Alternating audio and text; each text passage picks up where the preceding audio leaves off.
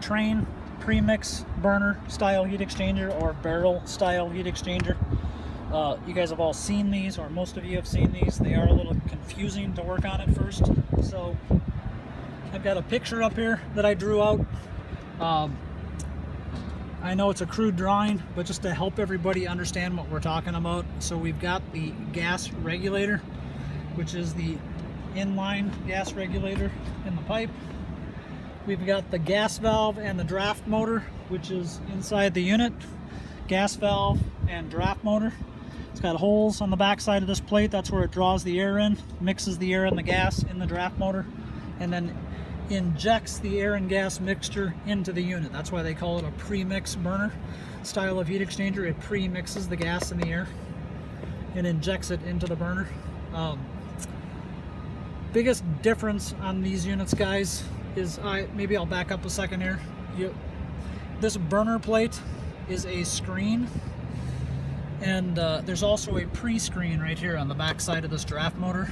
This screen here is designed to keep the dirt out of the heat exchanger, out of this burner plate screen.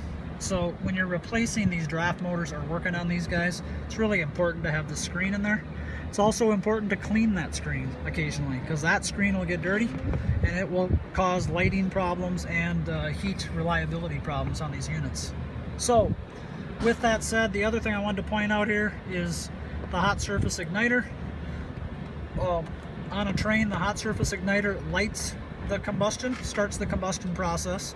Once it has stable combustion, it shuts off the power to that igniter, and then that igniter on a Trane also becomes the flame sensor. It performs flame rectification at that point.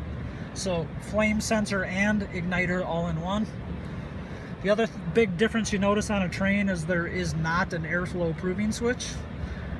Because Trane does that with the gas valve. This gas valve is a negative gas valve, and what that means is that this gas valve, because the draft motor is drawing air and gas out of the gas valve and injecting that mixture into the heat exchanger, if you apply 24 volts on one of these gas valves, take one of these out and put it on the bench and bench test it one time if you guys have a new one, apply 24 volts to it, and if you blow into this inlet pipe with the 24 volts applied, you will not be able to blow through one of these gas valves because it does not have the negative pressure of the draft motor creating a suction on the back side.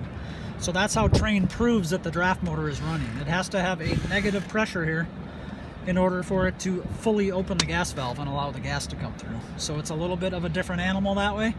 But if you know that, it helps you to understand what's going on here and why you don't get it to light, why you don't get the smell of gas sometimes.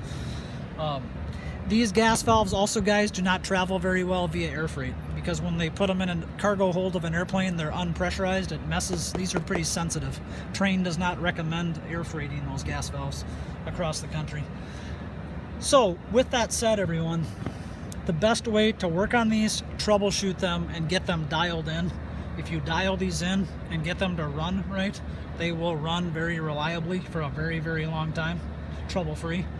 The key on these is there's a port on the inlet side of the gas valve and a port on the outlet side. The port on the inlet side you hook your manometer up to, and with the unit running, with the heat on and lit, you should have plus 8 to 10 inches of water column. Gas supply, that's inlet gas pressure, into the gas valve. You adjust your gas regulator to get that 8 to 10 inches, again in high fire, so W1 and W2. Outlet gas pressure out of the gas valve, this is where these get tricky, is this is a negative pressure when it's running heat, again in high fire, negative 0.2 inches of water column to negative 0.36 inches of water column in this pipe or the outlet port on the gas valve. Very common problem is if you have these pressures off, this unit will squeal sometimes, or it will do the wolfing sound, barking like a dog. You guys all have a different term for it. You've heard that little rumbling sound where they don't like to light properly. A lot of that is related to gas pressure. Sometimes if you verify you have the proper gas pressure, it can also be related to that gasket on that burner plate right here, guys. There's a gasket behind this plate that seals that off where all those bolts are. If that gasket has a leak, it'll cause it to rumble or wolf or bark like a dog. The other thing that'll cause it is that gasket around the hot surface igniter. That gasket's got to be good. These screws break off quite regularly.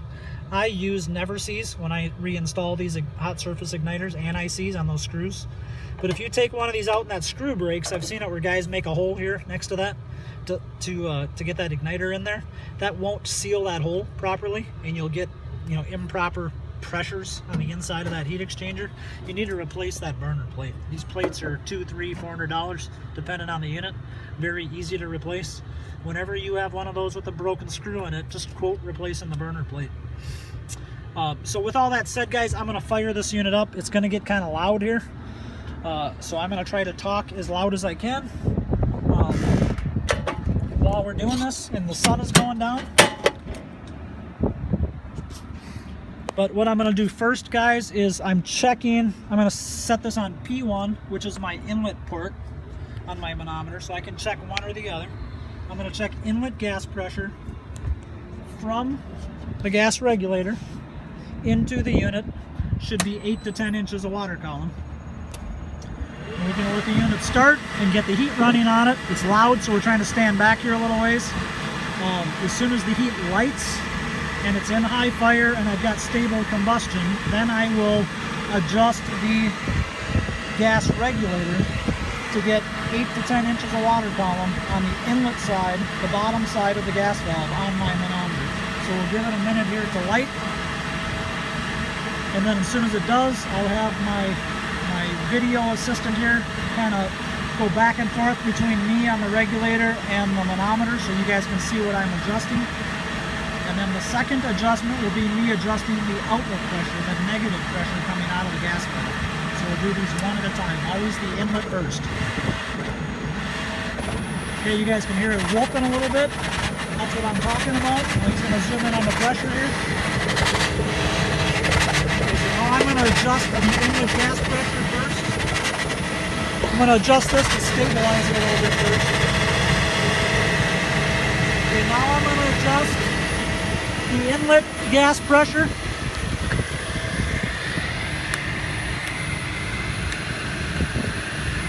To 8 to 10 inches.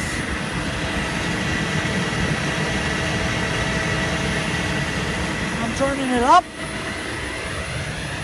Turning it clockwise. I'm adding a little bit of gas pressure. I'm at 8.99.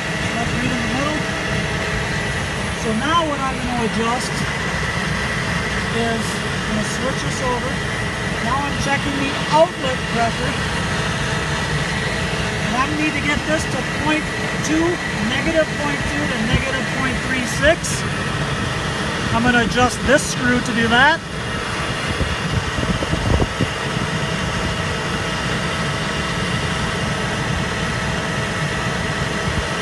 Okay, now you can look down here. Now I'm getting close, guys. I'm just adjusting the screw for the outlet pressure to -0.2 to -0.36. And I'm pretty happy with that. So as you guys can hear, once we got the pressures dialed in, the thing the unit calmed down a little bit and the woofing sound went away. I'm going to shut this unit off. We're going to go over and take a look at a unit that's apart and show you a couple of tricks over here. I've got it torn apart already, but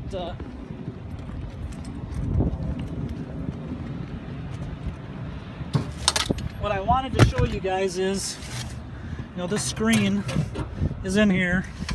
Draft motor sits here. So you take the draft motor out. Gas comes in through this orifice from the gas valve.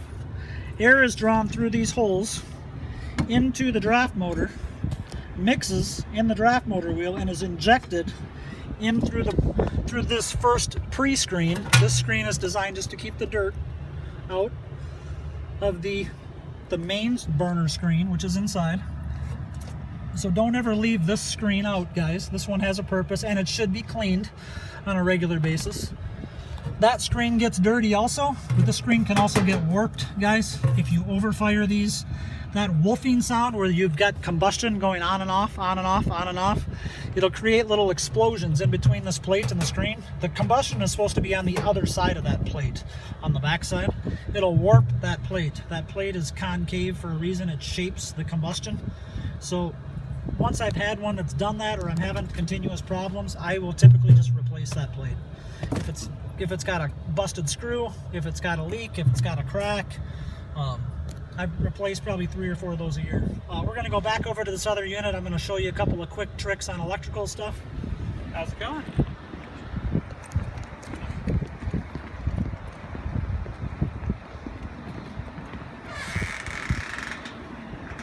So something else, guys, I want to show you on a Trane that some guys don't know, I didn't know for a while, is the line item on the right side of the print here.